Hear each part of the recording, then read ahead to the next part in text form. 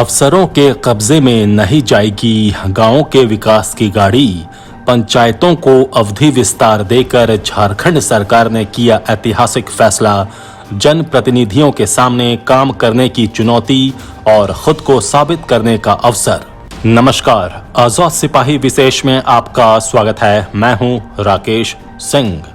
झारखंड की हेमंत सोरेन सरकार ने राज्य के गांवों के विकास की गाड़ी को निर्वाचित जनप्रतिनिधियों के हाथों से वापस नहीं लेने का फैसला कर ऐसा काम किया है जिसके दूरगामी परिणाम होंगे।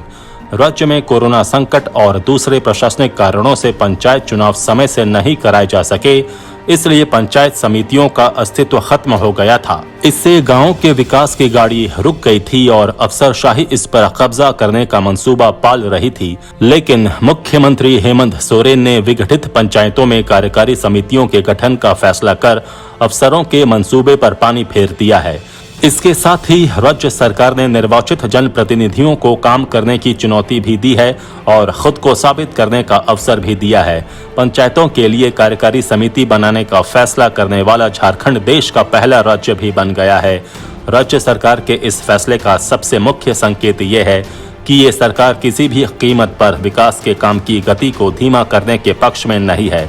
इतना ही नहीं, पंचायती राज व्यवस्था में वर्णित ग्रामीण विकास की अवधारणा को झारखंड में अमली जामा पहनाने के लिए भी सरकार कमर कसकर खड़ी है। हेमंत सरकार के इस फैसले को इसलिए भी ऐतिहासिक कहा जा सकता है क्योंकि पंचायती राज कानून में वर्णित इस प्रावधान का उपयोग आज तक नहीं किया गया था। झारखंड में स्थानीय स्वशासन और पंचायती राज व्यवस्था को मजबूत बनाने के लिए किए गए इस फैसले का विश्लेषण करती आजाद सिपाही ब्यूरो की खास रिपोर्ट। नोबेल पुरस्कार विजेता अर्थशास्त्री डॉक्टर अमर्त्य सेन ने वर्ष 2000 में एक भाषण में कहा था कि भारत जैसे विकासशील समाज के विकास के लिए दूसरी चीजों की कोई कमी नहीं है।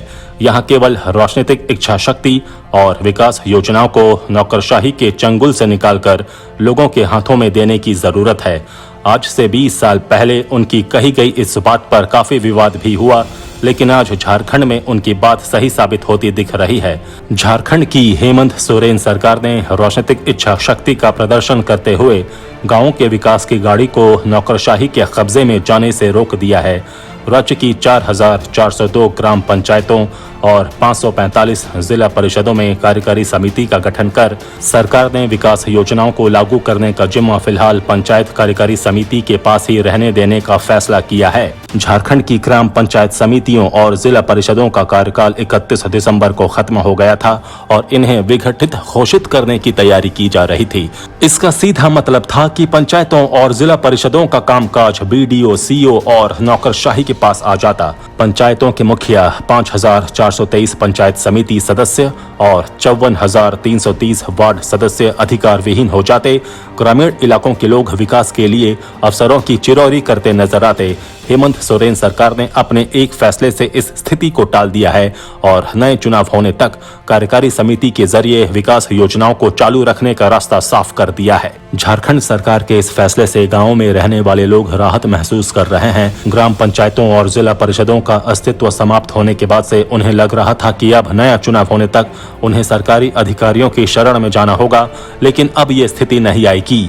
अब वे पहले की तरह अपने मुखिया और दूसरे जनप्रतिनिधियों को विकास कार्यों के लिए कह सकेंगे, उनसे जवाब मांग सकेंगे। सरकारी अधिकारियों के साथ ग्रामीण ऐसा नहीं कर सकते थे क्योंकि अफसरों के पास सरकारी काम में बाधा पहुंचाने के कानून के रूप में ऐसा हथियार है जिसकी मदद से वे ग्रामीणों को 7 साल के लिए जेल भेज सकते थे। हेमंत सरकार के इस फैसले का दूसरा बड़ा लाभ ये होगा कि गांवों के विकास की योजनाओं को लागू करने का जिम्मा पूरी तरह से कार्यकारी समिति के पास होगा। अब तक देखा गया है कि गांव की विकास योजना लागू करने में सरकारी अफसर उतनी दिलचस्पी नहीं दिखाते।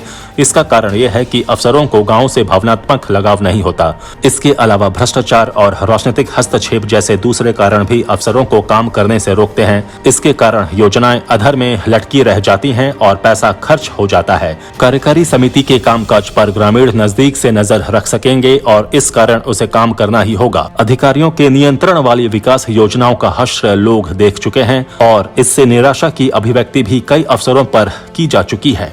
इस फैसले ने मुखिया और निर्वाचित जनप्रतिनिधियों के सामने बड़ी चुनौती भी पेश कर दी है। ये चुनौती है काम कर दिखाने की। पंचायतों के पिछले चुनाव के बाद झारखंड के गांव में क्या हुआ, ये तो गहन समीक्षा के बाद ही पता चलेगा।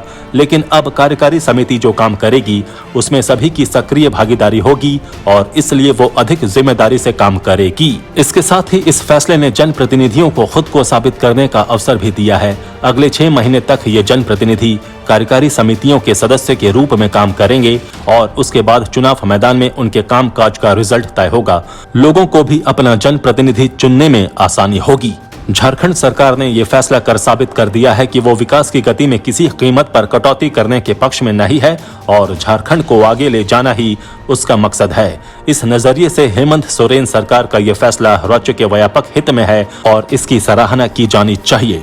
आजाद सिपाही के विशेष में अभी इतना ही। खबरों की और भी अधिक जानकारी के लिए आप पढ़ते रहिए अपना लोकप्रिय दैनिक अखबार आजाद सिपाही। आप हमारे इस YouTube चैनल को जरूर सब्सक्राइब करें। आप हमारे Facebook पेज को भी जरूर लाइक करें। जुड़े रहिए आजाद सिपाही के साथ। धन्यवाद।